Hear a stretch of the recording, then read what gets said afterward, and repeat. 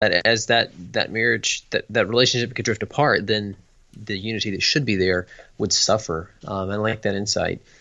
And you're right. I mean, the when I was looking at statistics yesterday on this, those who have children are far more likely to stay together. But the previous generations have divorced at higher rates than we had seen probably prior to that ever. The marriage rate is declining. So is the divorce rate. Now, some of that is because people actually are staying married. Some of that is just because fewer people are getting married. But there is that danger. And like we talked about a minute ago, about kids seeing themselves as the center and becoming entitled, I think that there's a very real risk of that. And just becoming really obnoxious people, both as children, as teenagers, and as adults. Like the kind of person that other people really don't want to be around if they just see themselves as, someone's got to be giving me their full attention all the time. None of us are meant to bear that kind of weight anyway. And so I think that it can lead to, self-love and idolatry. Yeah. So how can spouse/parents make it clear to their kids that their first priority human level relationship is with each other? Yeah. I remember we had a dean at our college that we went to that was so extremely clear, especially in discipline, when he had to discipline one of his sons because of back talking towards his mom. He would always be very clear that you come second after your mom to me. And but I think, it's kind of an extreme example in discipline. But no matter what, the way that you talk about your spouse around your kids, I think says a lot. And I think we show that by how we talk about our wife or our husband. I think if we are back talking, I think if we are maligning our spouses, which is really easy to do around kids and happens more often than people want to care to admit, we are going to undermine that, and we're going to give no implication that it's first priority. But instead, if we are extolling our spouse, I mean, if husbands are constantly calling their wives beautiful and intelligent and godly in front of their kids, the kids pick that up. But also I think it's important that you show that first priority human relationship through taking time together, through being a couple that's willing to have time, to even if you don't have a babysitter, the kids can play in the room. Mom and dad are going to have some time together. Take that however you want to take it.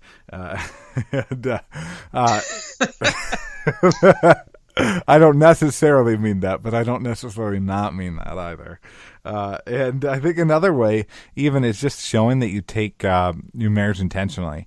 I think for one example, in our relationship, there's times where my wife will straighten her hair. I'll go through a lot of work. She's got very curly hair, and so it's a lot of work for her to straighten her hair.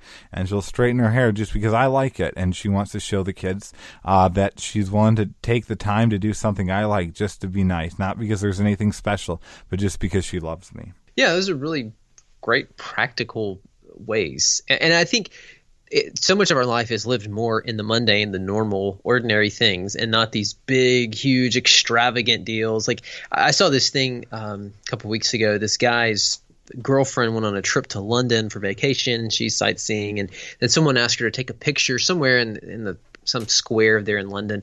And then all of a sudden this dance mob breaks out, and so she's enjoying it. And then, it was just very elaborate, went on and on for minutes, involving more and more people. And then at some point, the dancers throw on a mask, and they do their thing. And then one of the dancers approaches this woman, and then he gets over there and he takes off the mask, and it's her boyfriend. He proposes, and everybody's cheering and stuff. And it was cool, but it was like, how much? Now I think he lived in Europe, so the travel would have been a little less expensive. But the time and the coordination, all this stuff, and that's great, but you can't do that every day. And so it's just the everyday kinds of things. And so, I know there was a dean at our seminary who talked about when, he had a bunch of kids, 8 or something. And he said, when I get home, I make sure that I kiss my wife first. He's like, I'm knocking kids out of the way. And, I think it had become a game. They would come and try to jump on him and stuff. And he'd, no, I got to get to your mom first. And, I think it was a playful thing, but the kids saw that. And so, okay, he's committed to mom. And I mean, I think another thing, try not to work to not allow them to interrupt you. Like this kind of just plays off what you were saying about, we're going to have some time together here, and I'll see if there's an emergency. But just, I mean, that's just teaching them respect. But especially, I'm talking to your mom, I'm talking to your dad. No, you don't need to come ask me for a snack right now. And just tell them plainly. I mean, I had to do that to one of my children recently in some correction situation, and I said, "This may surprise you, but." I love your mom more than you. I love you more than you understand, but I love your mom more. And, you could see, no, the child's mouth didn't hit the floor, but it was like, it said something to the child. And I think, and maybe I haven't done a good enough job, prior to that communicating it. I don't know. But I think it is something that we ought to work at daily. That's good. So this is a tough question. What about in the case of a blended family? One in which one of the parents has been pouring into a kid or kids kind of solo for a while, and then remarries. How can those individuals in that new marriage prioritize the marriage and each other, and not kind of elevate the kids? Yeah. It's a great question. And I'd really like to hear more of your thoughts on this than mine. But one thing I will say is, to me, from Scripture, this doesn't change the level of commitment and who comes first. I think just because the spouse is not the mother of the children doesn't mean that the children come first. And so I think this just makes these truths harder to pursue. But nonetheless, we are called to be closer to our spouses than we're to love our spouses a lot more than we're to love our children. But I'd love to hear your thoughts on this. I think in principle, yes, you're right on. But I think, prior, you've got to start asking some tough questions. One thing is the marriage biblically grounded. Can you justifiably remarry in your situation?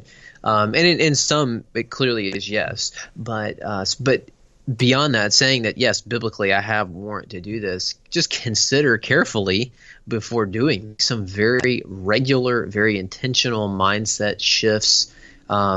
Keep going back to Scripture, regular discussions with the spouse, and even bringing the children in on that, and explaining, affirming the child, but also saying, God has set up the family to operate this way, and so, but that's a tricky road.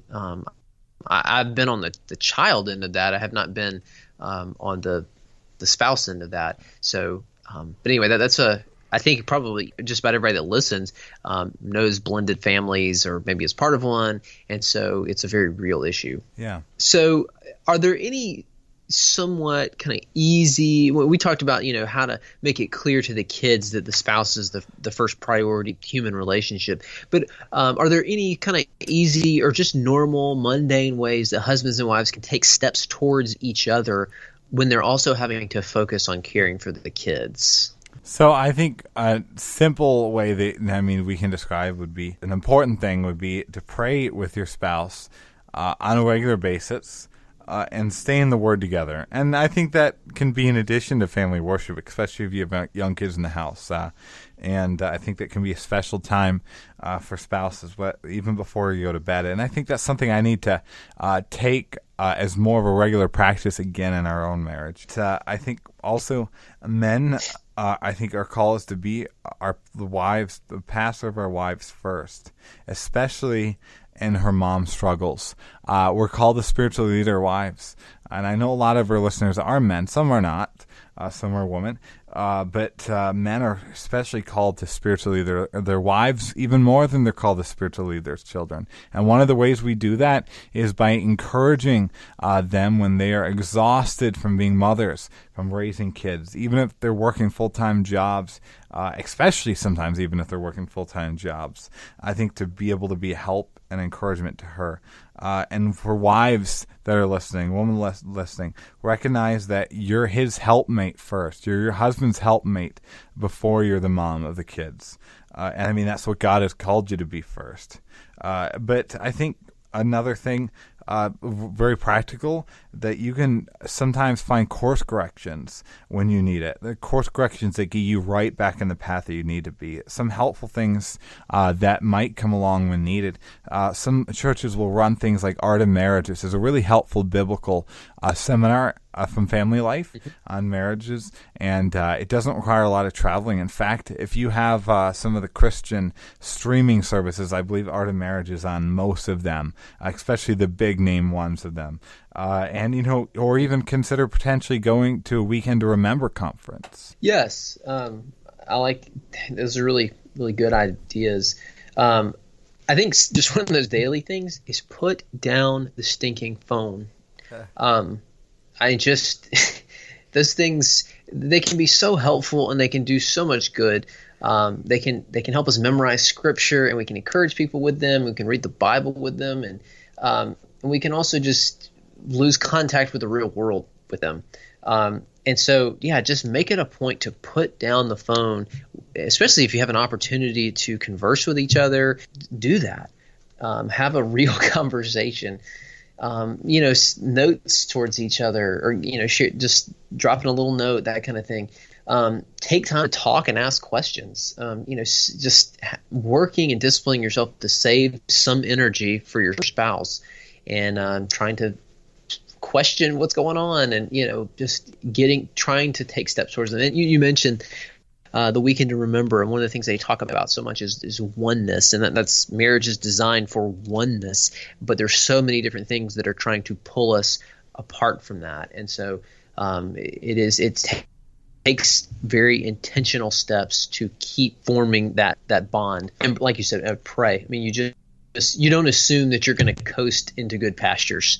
You've got to pray. And I remember I went through a time where things were going fairly well in our marriage, and I was convicted that I really wasn't praying that much, and it was an eye-opener, like, how stupid am I to not pray, just sort of assume things are going to keep going well, and just showed my pride thinking that I got it, and I don't.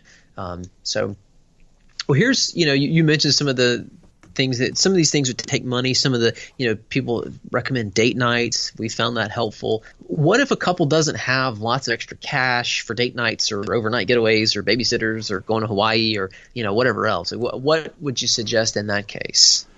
Yeah, so you don't need to have all that to do a date. I remember one of the best dates that we've actually had in our marriage was a time where we were real strapped financially, and so we decided what we decided to do. I think we maybe ate McDonald's for dinner, and then we went to Bed Bath & Beyond, not to buy anything, but to have a competition of finding the most ridiculous thing. And then I think we sent some pictures of friends to be judge of it. But I mean, we had a lot of laughs, and there were some ridiculous things in Bed Bath & Beyond, by the way, if you didn't know that. So I encourage you to check that out. Do something silly, creative like that. First and foremost, dates are to build relational intimacy and to study one another, not to enjoy things together. You don't have to go to the symphony orchestra to enjoy time together. You can go to a park to do that. And I think sometimes those are even better dates. You can get a board game, and even if you can't find a babysitter, put the kids to bed early maybe and get a board game and enjoy time together. Just don't do Battleship is what I can recommend from my marital past. Past of my marriage. Little inside joke for those who know me. So I think, take your own time, study your spouse. I don't like essentially requiring the kind of things, a lot of people will say, to have a healthy marriage, you need to make sure that you go on a retreat once a year, or that you go on a vacation just together. I don't think that's realistic for many families, even in the United States. But I think that poor people can have much richer marriages still than those who have a lot of money. There's no way in which the amount of possessions, the ability to have special weekend or week-long trips means that you can have a better marriage than those who can't do that. Absolutely. Yeah, there's a guy in our church who was talking about he and his wife had gone on some sort of little getaway with another couple that they were friends with, and the man has cheated on his wife multiple times, but they are just loaded with cash, and they were talking about all the the places they've been, and I mean, but their marriage has got to be in shambles. They were hardly even talking to each other, and so it's those things can be helpful, but it's not some sort of guarantee.